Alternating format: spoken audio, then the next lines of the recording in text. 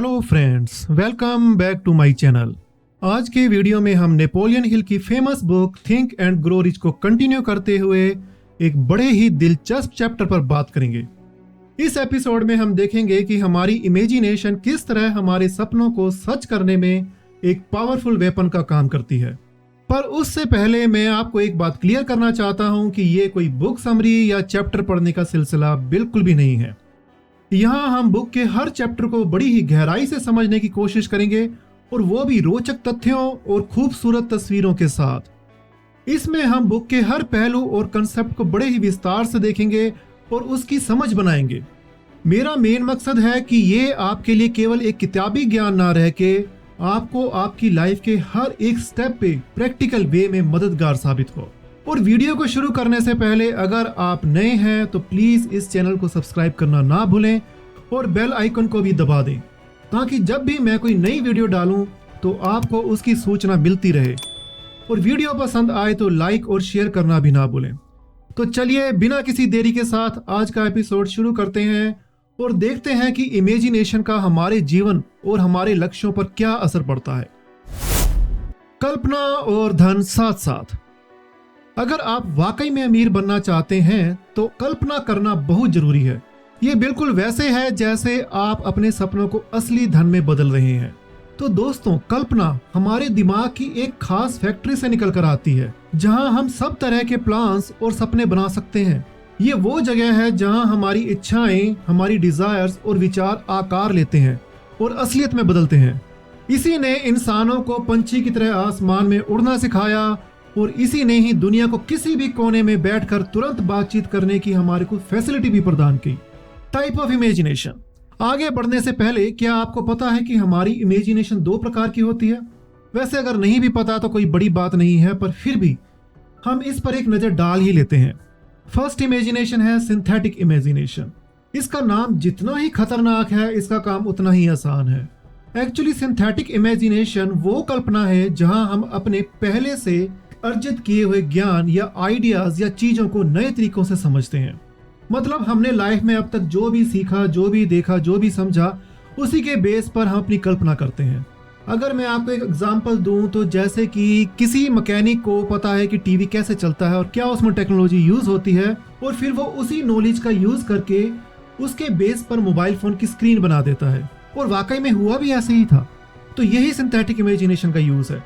Actually वो पुरानी चीजों को देखते हैं और सोचते हैं कि इसको अगर अलग तरीके से जोड़ा जाए, अलग तरीके से यूज किया जाए तो क्या कुछ नया बन सकता है। इस तरह से सिंथेटिक इमेजिनेशन से नई चीजें और आइडियाज बनते हैं जो पहले से मौजूद चीजों को नए तरीके से देखने का नतीजा होती है।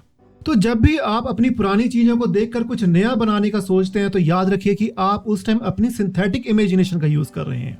और सेकेंड टाइप की इमेजिनेशन है क्रिएटिव इमेजिनेशन।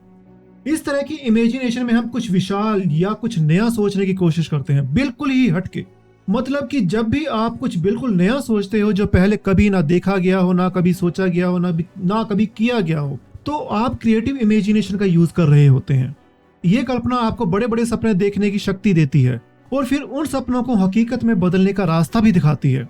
तो हर बार जब आप कुछ नया सोचते हैं याद रखिए कि आप अपनी क्रिएटिव इमेजिनेशन का यूज कर रहे हैं। इसका एक बड़ा अच्छा एग्जाम्पल है लाइट बल्ब, जो पहले कभी नहीं बनाया गया था और फिर थॉमस एडिसन ने इसका आविष्कार किया। क्रिएटिव इमेजिनेशन में कभी कभी ऐसा लगता है जैसे कि कोई जबरदस्त आइडिया सीधा ही आसमान से हमारे पास आया हो।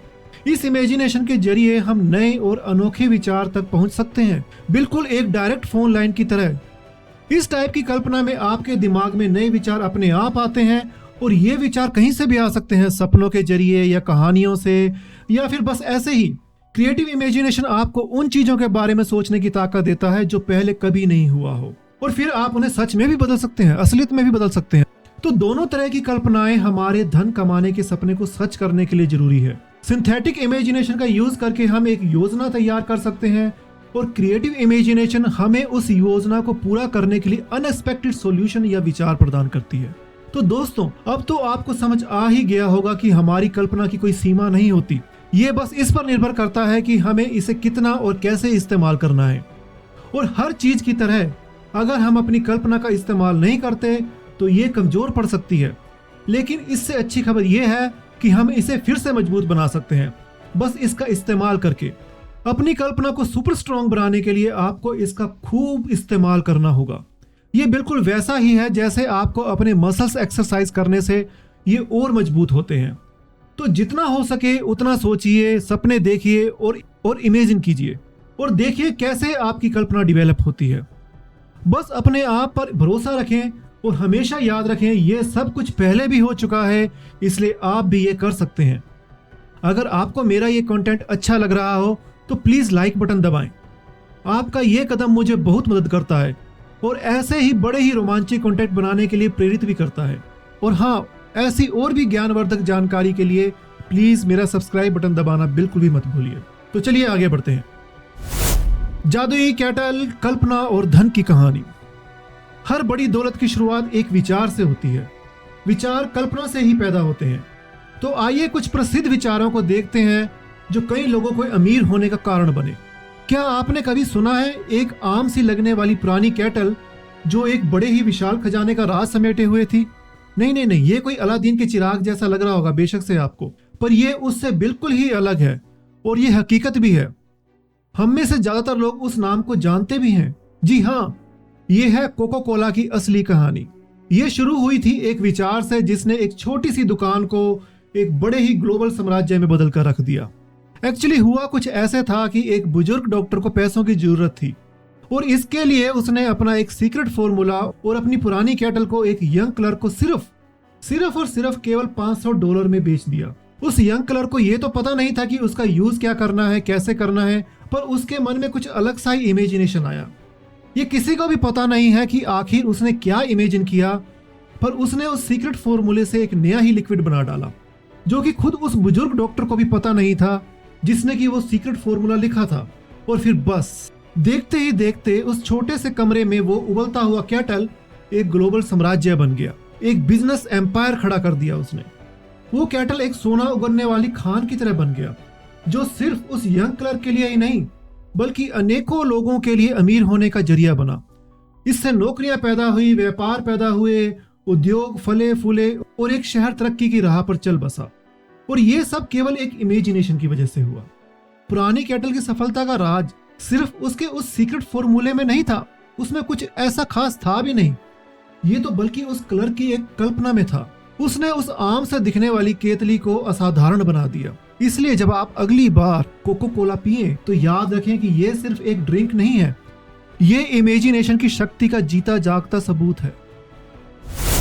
$1 मिलियन का सपना। हिस्ट्री में एक और वाकया ऐसा भी आता है जहां एक इंसान ने एक बहुत ही बड़ा सपना देखा। वो आम इंसान एक ऐसा कॉलेज शुरू करना चाहते थे जहां स्टूडेंट्स तोते की तरह रट्टा मारने की बजाय प्रैक्टिकल चीजों से ज्ञान हासिल करें। उनका मानना था कि इससे एजुकेशन की कई सारी कमियों को दूर किया जा सकता है और इस इंसान का नाम था डॉक्टर फ्रैंक डब्ल्यू गॉन्साल्विस। उनका सपना बड़ा था और उस सपने को साकार करने के लिए उन्हें $1 मिलियन की जरूरत थी, जो उस टाइम के हिसाब से बहुत ही बड़ी रकम थी। अब उन्होंने सपना तो देख लिया, पर उसे पूरा करने के लिए उनके पास रकम कहां से आए। हम में से काफी लोग ऐसे ही होते हैं जो सपने तो बहुत बड़े बड़े देखते हैं पर पूरा ना होता देख के गिव अप कर देते हैं, उम्मीद छोड़ देते हैं। पर डॉक्टर गॉन्साल्विस उनमें से नहीं थे। उन्होंने ऐसा कुछ भी नहीं किया। 2 साल तक वो अपने सपने के ऊपर दिन रात बस यही सोचते रहे कि रकम कहां से जुटाई जाए और ये आग धीरे धीरे और मजबूत होती चली गई। फिर एक शनिवार को, एक सैटरडे को उन्होंने एक पक्का फैसला लिया कि उन्हें कैसे भी करके 1 हफ्ते के अंदर अंदर ये रकम इकट्ठी करनी है। और जब आप टाइम लिमिट डिसाइड कर लेते हो तो समझो कि अब आप अपनी कल्पना के ऊपर काम करने के लिए बिल्कुल तैयार हो। ये कदम बहुत ही जरूरी होता है, इसलिए अच्छे से डिसाइड कीजिए कि आपको क्या चाहिए और उससे भी अच्छे से डिसाइड कीजिए कि आपको किस समय सीमा के अंदर वो चाहिए। इसे फिक्स कीजिए। और फाइनली उन्हें ख्याल आया कि लोगों का ध्यान खींचने के लिए क्यों ना वो चर्च में एक स्पीच दें। आखिर वो एजुकेशन के जरिए इंसानियत की मदद ही तो करना चाहते हैं। इसके लिए उन्होंने अपने सपने के बारे में एक स्पीच तैयार की और अपने विजन को, मतलब अपने दृष्टिकोण को दूसरों के साथ बड़े ही जुनून के साथ शेयर किया। यह सिर्फ कोई आम भाषण नहीं था, बल्कि उनके सपनों का पूरा करने का जुनून था जो कि शब्दों के जरिए बाहर आ रहा था। और इसका असर भी हुआ। डॉक्टर गंसोलस के विजन से इंप्रेस होकर एक व्यक्ति जिसका नाम फिलिप डी आर्मर था, उन्होंने डॉक्टर गंसोलस को $1 मिलियन रकम देने का फैसला लिया। और फाइनली इस फंडिंग के साथ डॉक्टर गंसोलस ने आर्मर इंस्टीट्यूट ऑफ टेक्नोलॉजी की स्थापना की। ये सिर्फ उनके सपने नहीं थे, बल्कि उनका जुनून और कभी ना गिव अप करने वाला उनका अटूट विश्वास था, और यही उनके सपनों को साकार करने में मददगार साबित हुआ। इन दोनों स्टोरीज से हमें यह पता चलता है कि दौलत सिर्फ मेहनत से नहीं आती, बल्कि ये एक क्लियर इमेजिनेशन, अपने सपनों को पूरा करने की प्रबल इच्छा, अपने आप पर अटूट विश्वास और उसके साथ एक क्लियर प्लान से आती है। तो बस इंतजार करना छोड़िए, एक मजबूत फैसला लीजिए, अपनी इच्छाओं को जगाइए, उन्हें जुनून में बदलिए और फिर इस जुनून को मजबूत प्लान में तब्दील कीजिए।